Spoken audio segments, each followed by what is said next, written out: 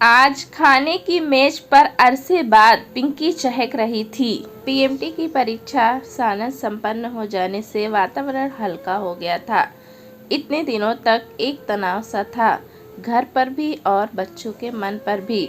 प्रसन्नता का second semester परसों ही समाप्त हुआ था। आज पिंकी भी फ्री हो गई थी।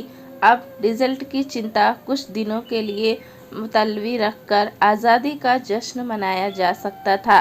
खाने की मेज पर उसी की प्लानिंग चल रही थी। तरह तरह के सुझाव और तरह तरह की फरमाइशें। प्रसाद जी ने बच्चों के उत्साह पर ब्रेक लगाते हुए कहा, तुम लोग शायद भूल रहे हो कि पापा के ऑफिस में समर वेकेशन जैसी कोई चीज़ नहीं होती, तो आप आराम से घर में बैठे रहिए। बच्चों की माँ ने तुनक कर कहा, लेकिन मैं 10-15 दिनों के लिए कहीं ज़रूर जाऊंगी। आपको तो दफ्तर के अलावा कुछ सूझता ही नहीं है। इन दोनों की टेंशन मैंने अकेले झेली है। मैं सोच रहा था, प्रसाद जी ने झिल्लाते हुए कहा और चुप हो गए। क्या सोच रहे थे? आप अब कह भी डालिए। यही कि इस शनिवार इतवार सागर जाकर बाबूजी को लिवा आता हूँ। ओह नो, बच्चों ने कोस में कहा तो माँ ने उन्हें आंखों से डपट दिया और बोली, इतनी जल्दी? जल्दी कहाँ, उन्हें गए 2 महीने से ऊपर हो गए हैं। इतने दिन वे बेटी के यहाँ कभी नहीं रहे। क्या पापा, आप भी बेटा बेटी करने लगे हैं? ये सब फिजूल की बातें हैं। अपने लिए होंगी, पर बाबूजी तो पुराने ढर्रे के व्यक्ति हैं। उनके लिए ये बातें बहुत महत्व रखती है। अब इस उम्र में ये आशा करना कि वे अपनी सोच बदल लेंगे बेकार है। ये तो ठीक है कि माया की स्वतंत्र गृहस्थी है, इसीलिए वे 2 महीने वहाँ टिक भी गए। छाया के यहाँ तो उसके सास ससुर जेठ देवर के बीच 2 दिन भी नहीं रह पाते। बच्चों ने फिर बहस नहीं की, चुपचाप खाना खाकर उठ गए। पत्नी ने टेबल समेटते हुए कहा, सुनिए, क्या इसी हफ्ते जाना बहुत ज़रूरी है? वे प्रश्नार्थक नज़रों से पत्नी को देखते रहे। नहीं, मैं सोच रही थी बच्चे थोड़ा रिलैक्स कर लेते। अभी अभी तो बेचारे फ्री हुए हैं। बच्चों को रिलैक्स होने के लिए कौन मना कर रहा है? आप समझते नहीं हैं। बड़े बुजुर्गों को घर में होते हैं तो थोड़ा बंधन तो हो ही जाता है। बच्चों के लिए हंसने बोलने पर, खाने पीने पर बंदिश लग ही जाती है। तो तुम चाहती हो बाबूजी को वहीं रहने दूं? उनका स्वर थोड़ा तल्ख था। पत्नी ने नरमाई से कहा, नहीं, मेरा मतलब था 8-10 दिन और सही। फिर तो हम ही को वे तय नहीं कर पाई कि झेलना कहें कि भुगतना कहें। पति की नाराजगी के डर से उन्होंने वाक्य अधूरा ही छोड़ दिया। कई बार अनकहे शब्द भी बहुत कुछ कह जाते हैं। प्रसाद जी भी उन अनकहे शब्दों को भली बात ही पढ़ गए। उन्हें विदिशा और खीज हो गई। अपने आप को वे पहली बार इतना निरुपाय अनुभव कर रहे थे। कितनी हसरत से, कितनी उमंग से वे बाबूजी को यहाँ लाए थे। यूँ तो माँ की मृत्यु के बाद ही उन्हें लाने का मन था, पर साल भर तक बाबूजी वहाँ से हिलने के लिए राजी नहीं हुए थे। प्रसाद जी ही दौड़ दौड़ कर वहाँ जाते रहे, बाबूजी की खोज खबर लेते रहे। हर बार बाबूजी पहले से ज़्यादा थके हुए, टूटे हुए नजर आए।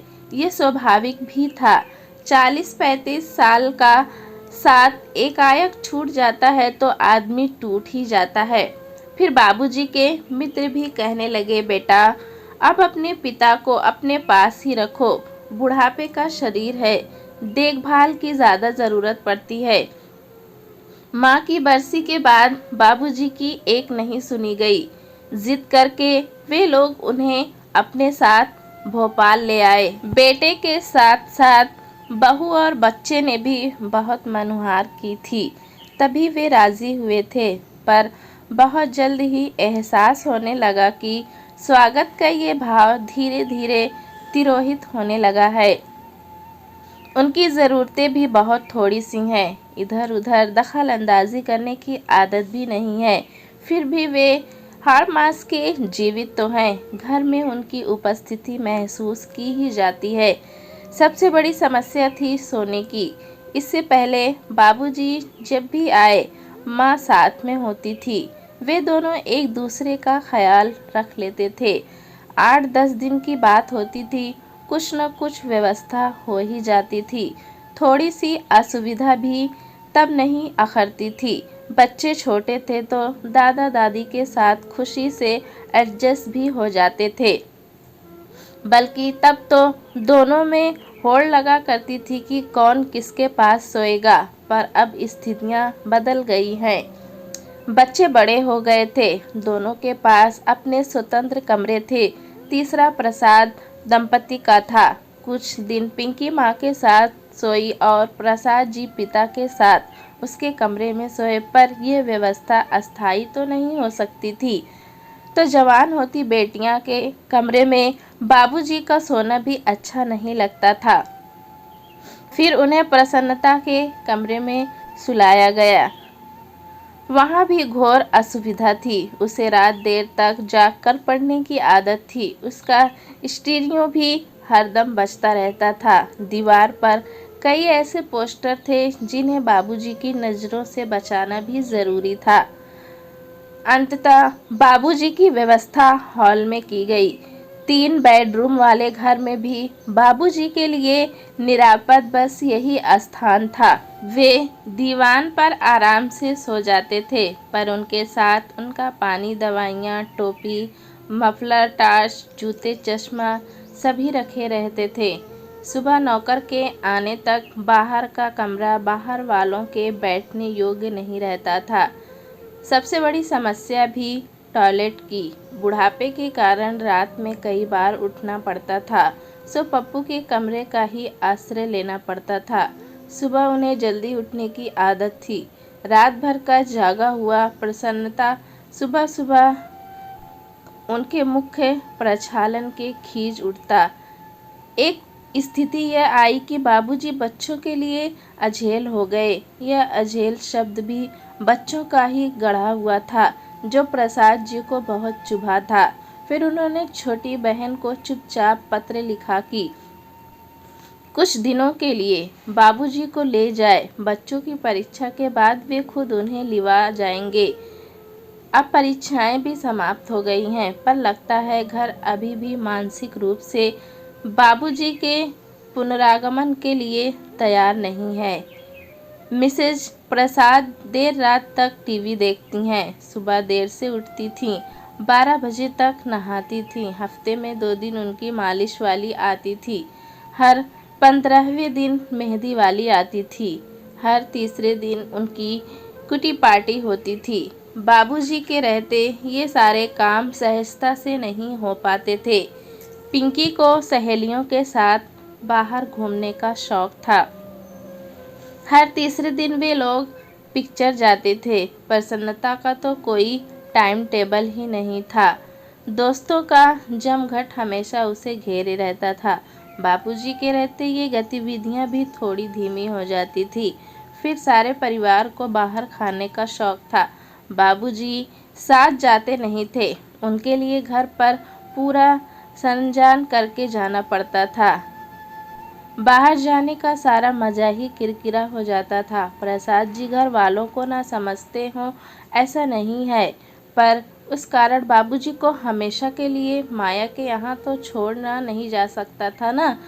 पत्नी सास बहू का सीरियल देखने में व्यस्त थी। मौके का फ़ायदा उठाकर उन्होंने माया को फ़ोन लगाया।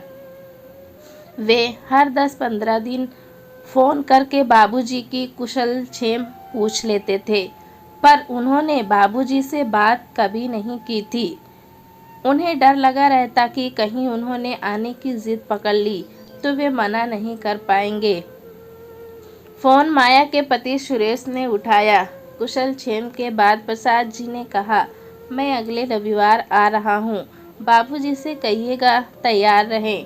भाई साहब, आपको माया ने बताया नहीं क्या? बाबूजी तो तब से चले गए हैं। क्या? कहाँ चले गए? उन्हें लगा कि आवाज़ कुछ ज़्यादा ही ऊंची हो गई है। उन्होंने चोर नजरों से पत्नी की ओर देखा। वो सीरियल में खोई हुई थी। उन्होंने अपनी आवाज तथा शक्ति धीमी करते हुए कहा, कहाँ चले गए बाबूजी? अपने घर। जौरा, मैं खुद ही तो छोड़ आया था। हाँ, शायद बाबूजी ने मना किया था, इसीलिए माया ने आपको बताया नहीं होगा। वे कुछ देर के लिए स्तंभ रह गए।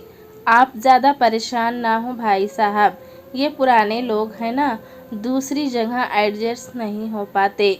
उन्हें अपना घर ही अच्छा लगता है। उस रात वे ज़रा भी नहीं सो सके। पता नहीं कैसे कैसे विचार मन में आते रहे। मुश्किल तो यही थी कि वे अपनी परेशानी पत्नी के साथ भी शेयर नहीं कर सकते थे। वो फौरन कह देती, हमने तो 6 महीने झेल भी लिया, पर आपकी बहन तो ज़रा से में ही उकता गई। दूसरे दिन उन्होंने माया को दफ्तर से ही फ़ोन लगाया। जानते थे उस समय सुरेश भी घर पर नहीं होंगे। उनके उलाहने के उत्तर में माया ने कहा, भाई साहब, आप कुछ मेरी मजबूरी भी का तो अंदाज़ा लगाइए।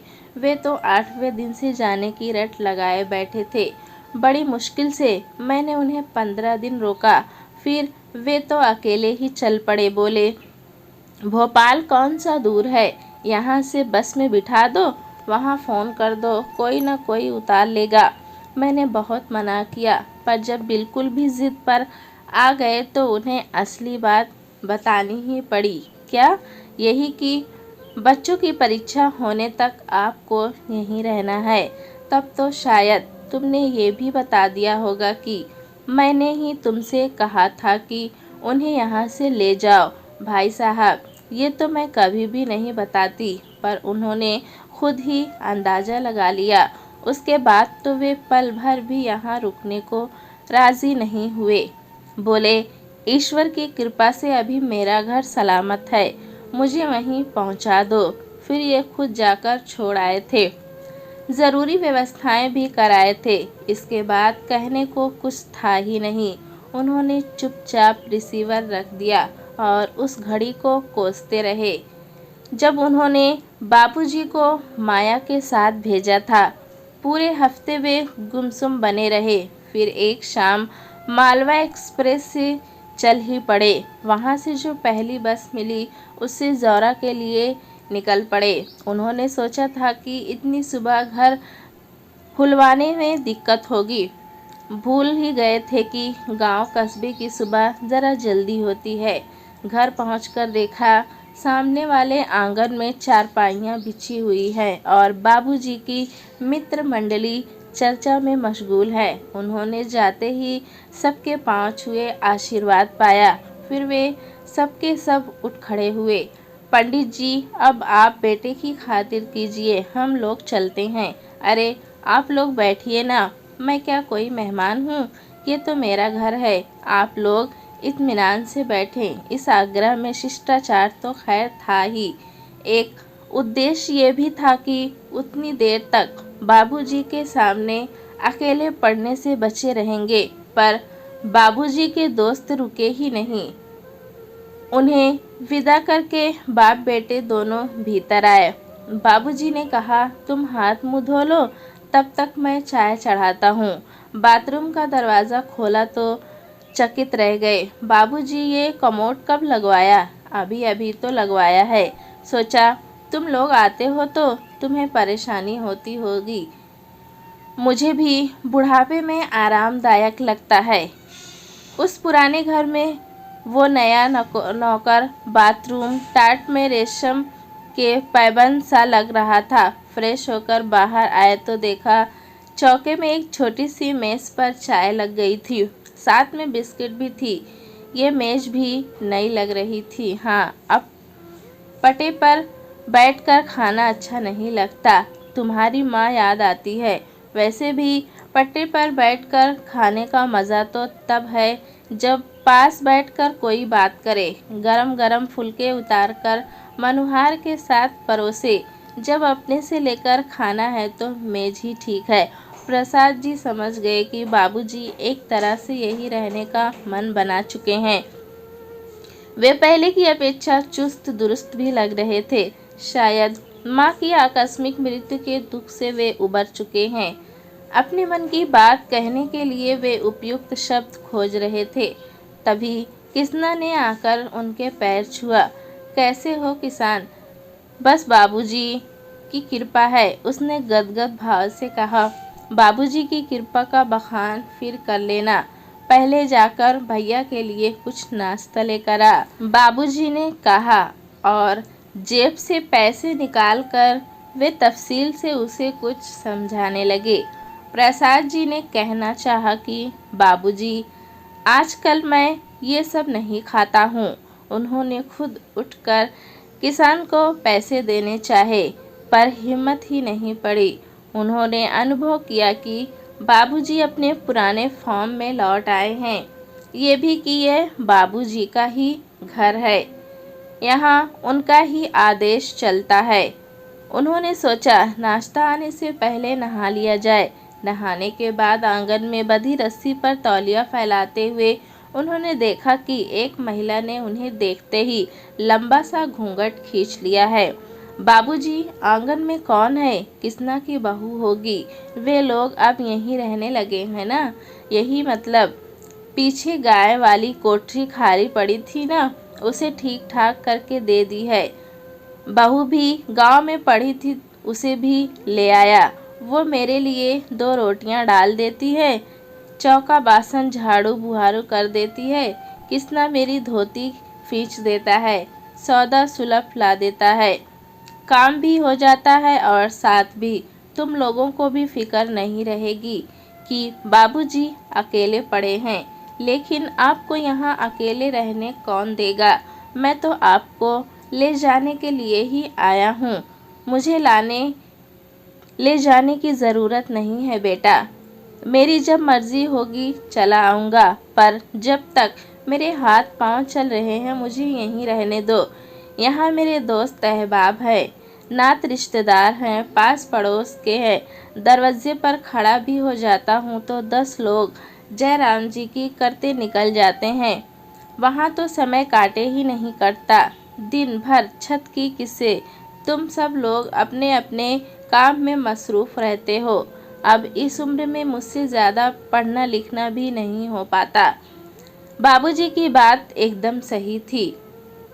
उसका कोई तर्क संगत उत्तर प्रसाद जी सोच रहे थे कि बाबूजी ने कहा, एक बात और है बेटा, तुम्हारी माँ तो नहीं रही, पर जब तक मैं हूँ तब तक तो लड़कियों का पीहर बना रहे। कभी उनका भी मन हुआ तो आने का एक घर तो होना चाहिए। क्या वे लोग मेरे घर नहीं आ सकती?